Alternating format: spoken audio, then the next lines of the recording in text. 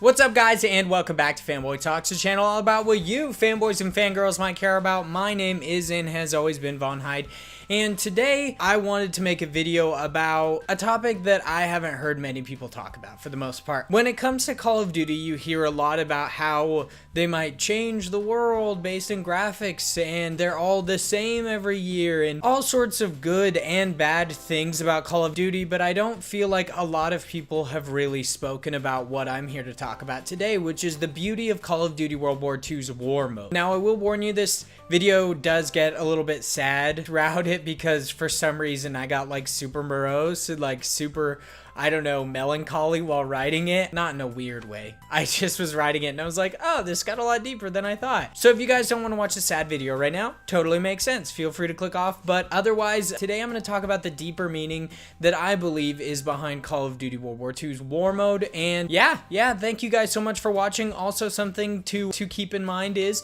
I did just launch a Patreon page, patreon.com/fanboytalks. You can go there, donate any amount, you get some cool perks, my love for you, my unconditional love that only costs $1, or you've got a bunch of awesome stuff. You can vote on a topic for a later video, all sorts of cool stuff. So I would definitely recommend checking it out. And yeah, I will see you guys at the other end of this video.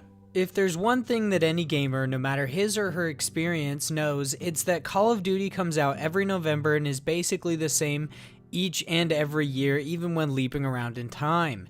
At least this is true for the most part with every Call of Duty, but there have been few innovations to the series that really stand out and benefit the franchise as a whole. The first being the introduction of the ever-famous Nazi Zombies mode in Call of Duty World at War in 2008.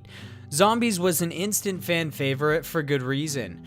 No more was Call of Duty just about you shooting your friends in online multiplayer matches. Now it was about survival and an obnoxiously fun game loop that keeps you playing for hours on end. Sadly, Nazi Zombies would be noticeably absent for several years during the Modern Warfare series of games, but eventually returned in 2010 with the release of Call of Duty Black Ops. It was later featured in the second and third iteration of the Black Ops series and returned once more in 2017 in the latest Call of Duty game, Call of Duty World War II. The Nazi Zombies mode changed the Call of Duty franchise for the better and continues to change the games, with its new iteration being more horror focused than arcade gameplay.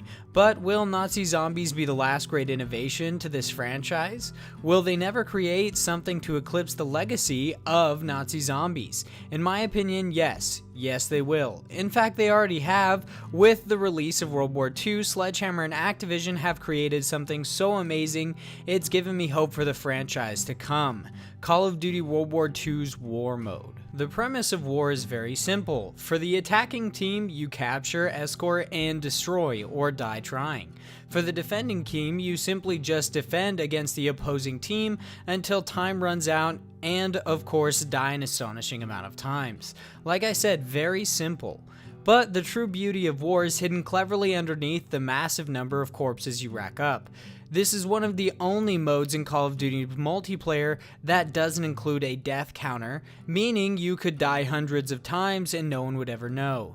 Yes, you heard me, I believe the greatest part of World War II's war mode is in essence death. Let me explain myself. I'm not some sort of masochist, I don't enjoy death in any sense.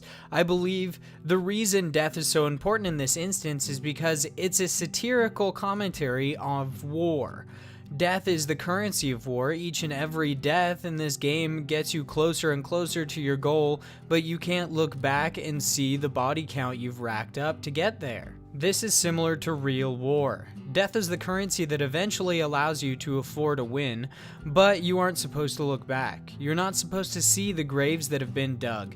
You are meant to continue to the next fight in hopes that one day you have saved enough to no longer have to fight. Call of Duty's war mode, in my opinion, makes light of this death, allowing us to play through it with a small penalty so that they can bring to light the true reality and issues with waging war.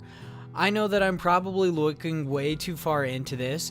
The real reason Sledgehammer and Activision included War Mode was probably to give World War II its own unique thing to set it apart, and I'm assuming its inclusion has a large part to do with the massive success of Overwatch, considering War's gameplay loop is almost a direct copy of Overwatch's.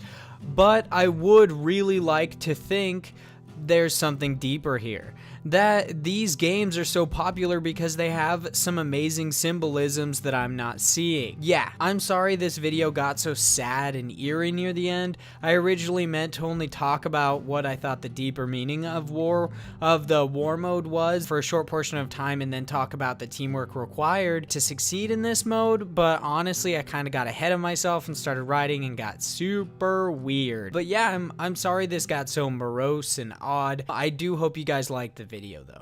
That's about it for this video. If you guys liked it, make sure you click that like button, make sure you subscribe as well, and check out our Patreon page, patreon.com/fanboytalks. You can get all sorts of cool perks, but I really hope you guys liked this video, and I really hope that this channel eventually becomes something that you come to for a slightly deeper look into the video games that's a little bit, I don't know, like a layer deeper, not exactly a puddle deep. A little bit deeper than that. So yeah, I hope you guys really enjoyed this video, and I hope to see you guys in the next one.